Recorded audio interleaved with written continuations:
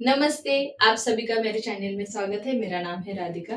तो आज हम सीखने वाले हैं बंधु प्रेम 7th स्टैंडर्ड मावली पाठ्य पुस्तक का जो 11th नंबर का लेसन है, उसके क्वेश्चन आंसर्स हम देखने वाले हैं। लास्ट वीडियो में हमने वो चैप्टर एक्सप्लेन किया था। तो चलो वीडियो को शुरुआत करते हैं। मौखिक यानी ओरली आपको कौन-कौन से क्वेश्चन पूछे जाते हैं? पहला है महाभारत ग्रंथ कोणी लिहिला, यानी महाभारत ग्रंथ किसने लिखा था? तो आंसर आएगा महर्षि वेद व्यास। तो आंसर कैसे लिखना है? महाभारत ग्रंथ महर्षि वेद व्यास यांनी लिहिला होता। सेकंड आएगा कौरवाच्या आई वडिलांचे नाव काय होते? तो कौरव जो थे उनके मम्मी पापा के नाम क्या थे? तो वडील राजा धृतराष्ट्र आणि आई रानी गांधारी। तो पापा का नाम था राजा धृतराष्ट्र और माँ का नाम था रानी गांधारी। 5 पांडवांची नावे सांगा। जो 5 पांडव थे उनके नाम क्या थे? तो पहले बड़े वाले जो थे युधिष्ठिर यानी धर्मराज, सेकंड थे भीम, थर्ड थे अर्जुन और नकुल और सहदेव। ऐसे 5 वो पांडव यानी भाई थे। उसके बाद आएगा लेखी यानी राइटिंग वाला। खालील प्रश्नांची एका वाक्यात उत्तरे लिहा, यानी वन वर्ड में हमें आंसर करने हैं। तो पहला क्वेश्चन है हस्तिनापुरात कौन राहत होते? यानी हस्तिनापुर में कौन रहता था? तो आंसर आएगा हस्तिनापुरात कौरव व पांडव हे राजपुत्र राहत होते। कौरव और पांडव ये राजपुत्र रहते थे।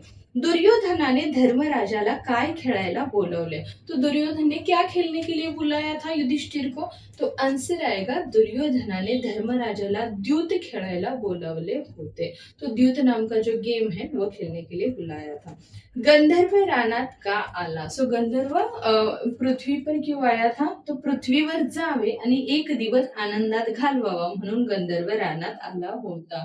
तो वो क्यों आया था? तो एक दिन पृथ्वी पे चलते हैं और अपना जो दिन है वो हैप्पीली गुजारते हैं। मतलब ये सोच की वजह से वो गंधर्व आया था। उसके बाद आएगा सेकंड वाला, थोडक्यात उत्तरे द्या। कौरव व पांडवांचे एकमेकांशी का पटत नसे? यानी कौरव और पांडव इन दोनों का कभी क्यों नहीं जमता था? आंसर आएगा कौरव व पांडव चुलत भाऊ असले तरी एकमेकांशी त्यांची पटत नसे। सो कौरव और पांडव दोनों चचेरे भाई थे, फिर भी उन दोनों की नहीं जमती थी। क्यों?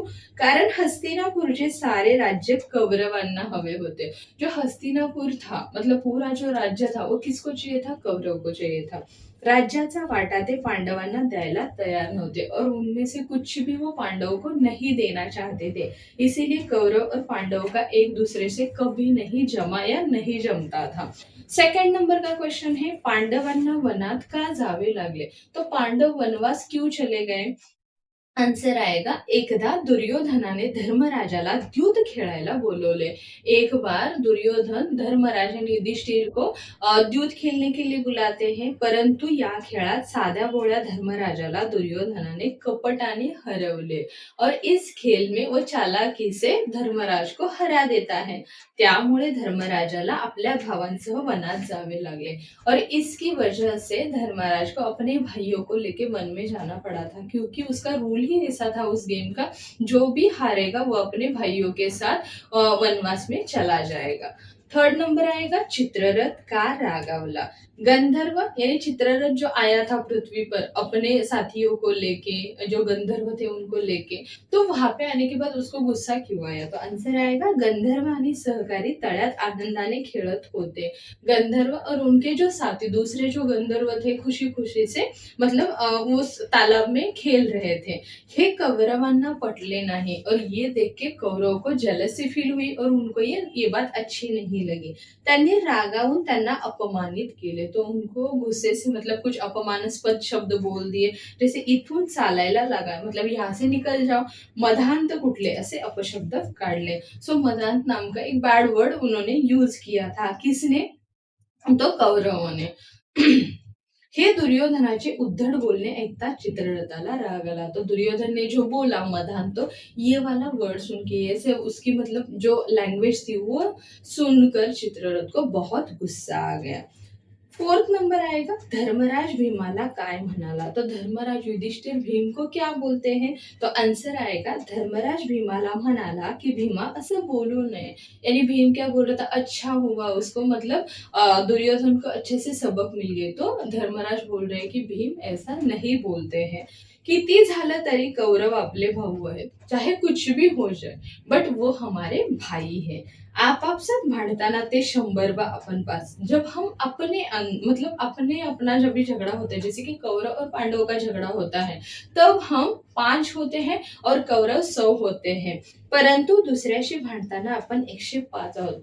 बट हम दूसरों के साथ जब भी झगड़ा करते हैं, यानी दूसरे राज्य के साथ जब भी हम झगड़ा करते हैं, तब हम क्या हो जाते हैं, 105 हो जाते हैं. दुर्योधनास मदद करणे हे आपले कर्तव्य आहे और दुर्योधन को हेल्प करना ये हमारा काम है. यानी भाई के नाते हमें वो काम करना ही चाहिए. ऐसे कौन बोल रहा है, धर्मराज बोल रहा है.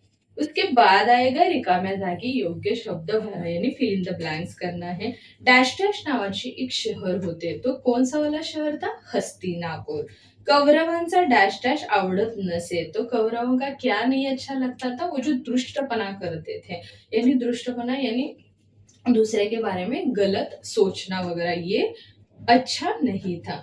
चांगला डॅश डॅश शिकवा. तो उनको अच्छे से क्या सिखाओ, धड़ा यानी अद्दल सिखाओ.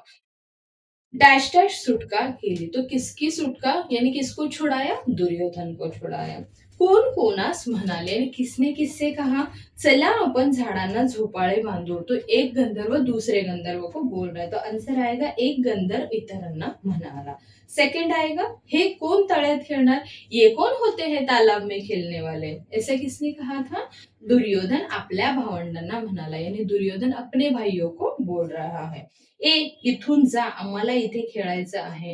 ए तुम लोग यहाँ से निकल जाओ, हमें खेलना है यहाँ पे. तो ऐसे कौन बोल रहा था, दुर्योधन गंधर्वांना म्हणाला. यानी दुर्योधन वो जो गंधर्व थे उनको बोल रहा था. त्यांना चांगला धडा शिकवा, यानी उनको अच्छे से सबक सिखाओ. तो ये कौन बोल रहा था, गंधर्व चित्ररथ इतर गंधर्वांना म्हणाला.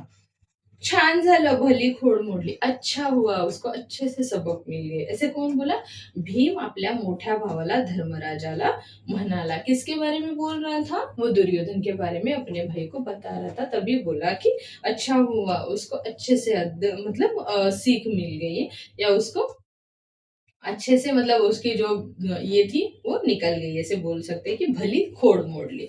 चूक बरोबर ते लिहा, यानी सही है या रॉन्ग है बताना है.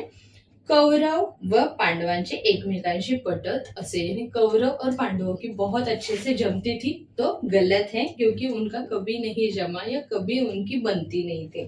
दुर्योधन स्वभावाने शांत व समंजस होता. दुर्योधन अच्छा था क्या, स्वभाव से बहुत अच्छा समझने वाला था क्या, तो नहीं, ये रॉन्ग आएगा. थर्ड नंबर है, 5 ही भाऊ वनात आनंदाने राहत होते. यानी पांचों भाई वन में खुशी से रह रहे थे. तो यस, ये बराबर है. फोर्थ आएगा, गंधर्वाचे नाव बलराम होते. तो ये रॉन्ग आएगा, क्योंकि गंधर्व का नाम चित्ररथ था. भीम आनंदाने टाळ्या पिटू लागला. भीम खुशी से तालियां पीटने लगा या बजाने लगा. तो ये बराबर है. खाली दिलेली वाक्य वाचा व गोष्टीच्या किंवा पाठाच्या आधारे योग्य घटनांप्रमाणे चौकटीत लिहा. मतलब हमें नंबर से वो जो सेंटेंसेस आए हैं वो लगाने हैं. तो पहला आएगा, फोर्थ नंबर का जो दिया है, एके दिवशी दुर्योधनाने धर्मराजाला दूध खिलायला बोलवले. ये आएगा नंबर 1, क्योंकि पहले तो दूध खिलाने के सॉरी खेलने के लिए उसको बुलाया था. सेकंड आएगा, फिफ्थ नंबर का जो है वो, 5 ही भाऊ रानात एकमताने व आनंदाने राहत होते. तो यहाँ से वो हारने के बाद कहाँ गए, वन में गए. वहां पे वो सब खुशी से रह रहे थे. उसके बाद आएगा 1 नंबर का जो बताया है, 3 जागा सगळ्या गंधर्वांना पसंद पडली. तो ये थर्ड नंबर में जाएगा, क्योंकि वो वाली जगह गंधर्व को अच्छी लगी थी. उसके बाद आएगा थर्ड नंबर का जो है वो आएगा फोर्थ नंबर वाला. त्यांनी कौरवांचा पराभव केला आणि त्यांच्या सैन्याला पळवून लावले. जब भी गंधर्वों ने दुर्योधन को पकड़ा था, तभी क्या किया, गंधर्व सॉरी कौरवों का पराभव किया, उनको हराया, और उनका जो सैन्य था, बाकी सेना को उन्होंने भगा दिया. और लास्ट वाला आएगा सेकंड नंबर, दुर्योधनाला मदद करने हे आपले कर्तव्य आहे. यानी दुर्योधन का हेल्प करना हमारा काम है. ये आएगा फिफ्थ नंबर, यानी लास्ट नंबर का. उसके बाद आएगा सेवेंथ नंबर का क्वेश्चन, समानार्थी शब्द लिहा, यानी उसके मीनिंग्स बताने हैं. पहला, राग राग का आएगा द्वेष, यानी किसी के ऊपर गुस्सा करना। सो गुस्सा का दूसरा मीनिंग होता है द्वेष।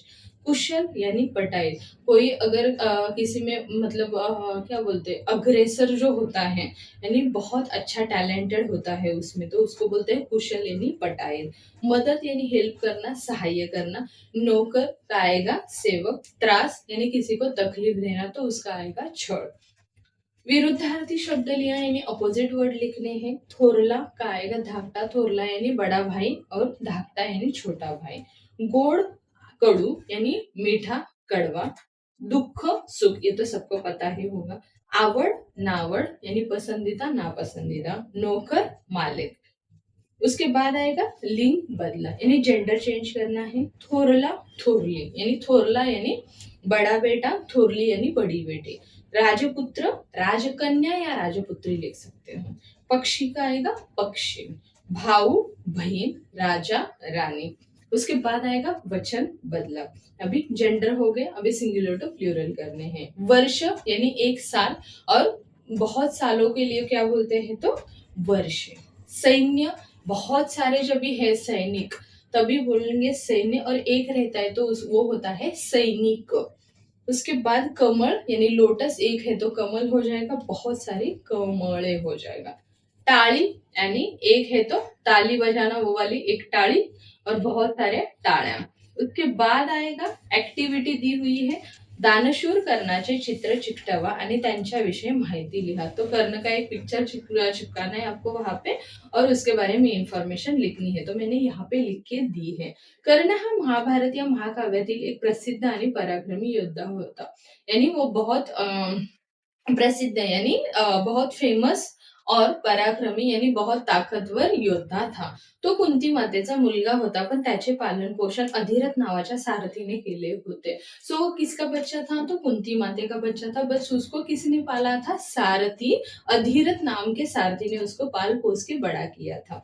कर्ण अत्यंत शूर, सामर्थ्यवान आणि दानशूर होता। वो बहुत शूर था और दानवीर भी था। इतरांना नेहमी मदत करायचा, कोणतीही वस्तू मागितल्यावर तो नकार देत नसे, म्हणून लोक त्याला दानवीर कर्ण असे म्हणत। सो कुछ भी उसको मांगते तो वो तुरंत निकाल के देता था, इसलिए उसको दानवीर कर्ण भी कह के बुलाते थे। महाभारतातील युद्धात तो कौरवांचा मित्र होता आणि दुर्योधनासाठी लढला। सो वो किसका फ्रेंड था, कौरव का फ्रेंड था, और वो दुर्योधन के लिए लड़ा भी था।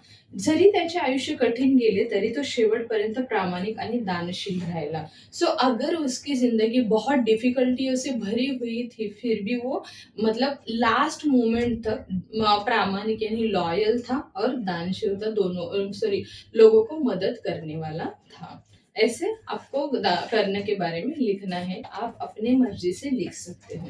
सेकंड है माझा आवडता छंद, यानी मेरा जो छंद है, हॉबीज है, उसके बारे में मुझे लिखना है।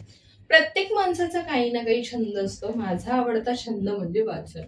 सबको कुछ ना कुछ पसंद होता है, बट मुझे रीड करने के लिए, पढ़ने के लिए अच्छा लगता है। मला गोष्टींची पुस्तके, कथा आणि प्रेरणादायी पुस्तके खूप आवडतात। कशाला, वाचायला। यानी मुझे बुक्स पढ़ना अच्छा लगता है, मोटिवेशनल स्टोरी सुनना अच्छा लगता है, सॉरी सुनना यानी पढ़ना अच्छा लगता है। वाचनामुळे मला नवीन विचार मिळतात आणि ज्ञान वाढते। तो पढ़ने से क्या होता है तो मेरा नॉलेज बढ़ता है और मुझे न्यू न्यू थॉट्स भी मिलते हैं। जेव्हा मी वाचन करते तेव्हा मला खूप आनंद होता, और जब भी मैं पढ़ाई मतलब पढ़ती हूँ तभी मुझे बहुत अच्छा फील होता है। रिकाम्या वेळेत मी एखादे पुस्तक नेहमी हातात घेते, यानी जब भी मेरे पास कुछ खाली समय मिलता है, टाइम मिलता है, तो मैं जरूर एक ना एक बुक लेकर पढ़ना स्टार्ट करती हूँ। पुस्तक माझे खरे मित्र आहेत, और मेरे रियल फ्रेंड भी मेरे दोस्त है, मेरे बुक्स ही हैं। ती मला कधी कंटाळा येऊ देत नाहीत, वो मुझे कभी बोर नहीं होने देते। वाचन हा माझा आवडता छंद आहे आणि तो मला आयुष्यभर ठेवायचा आहे, और पढ़ना मुझे इतना अच्छा लगता है कि यही मेरी हॉबी है, और ये मुझे मतलब मेरी ज़िंदगी भर, या मैं जब तक रहूँगी तब तक मुझे ये साथ लेके चलनी है। इस तरह से आप लिख सकते हो। आई होप आपको ये वीडियो पसंद आया होगा, क्वेश्चन आंसर्स भी समझ में आए होंगे। मिलते हैं नेक्स्ट वीडियो में दूसरे लेसन के साथ, तब तक के लिए बाय बाय।